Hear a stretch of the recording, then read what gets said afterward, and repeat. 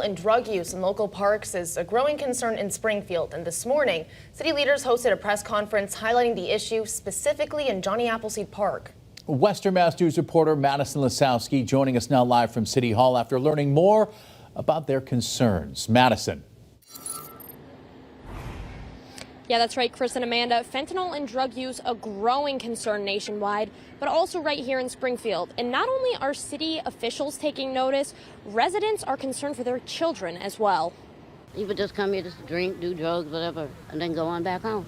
It's a problem that Springfield residents are experiencing firsthand. Fentanyl, heroin, and other drug use is a prevalent issue in public parks, specifically Johnny Appleseed Park. Marilyn King visits that park almost every day. But the heavy lifting that comes with her daily stroll is starting to drain her. King's message to drug users in the park? Keep it clean because I'm tired of cleaning it up. But King isn't the only one stepping up and cleaning up. Tom Ash, the executive director of Parks and Buildings in Springfield, sends crews out daily to discard of the dangerous substance residue. It's certainly disheartening, but we can't control things that go on in society, but we can certainly react to them, and that's our job and that's our responsibility. However, the cleanup's continuously getting messed up in just a matter of hours.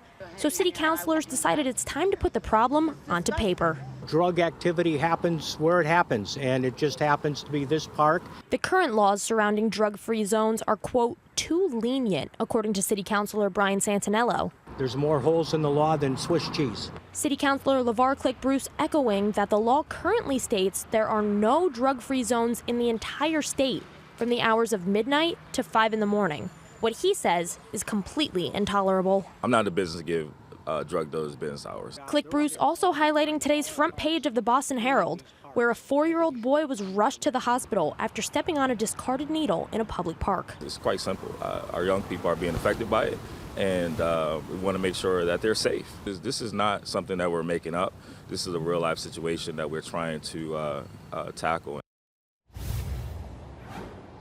Click Bruce and Santinello also telling Western Mass News they plan to bring the legislation to the city council as a home rule petition, looking to gain support from the public to keep our parks safer and cleaner. Now, in the meantime, the Parks and Building Department looking to put security cameras in those public parks to keep them safe in the meantime. For now, reporting live in Springfield, Madison Lasowski, Western Mass News.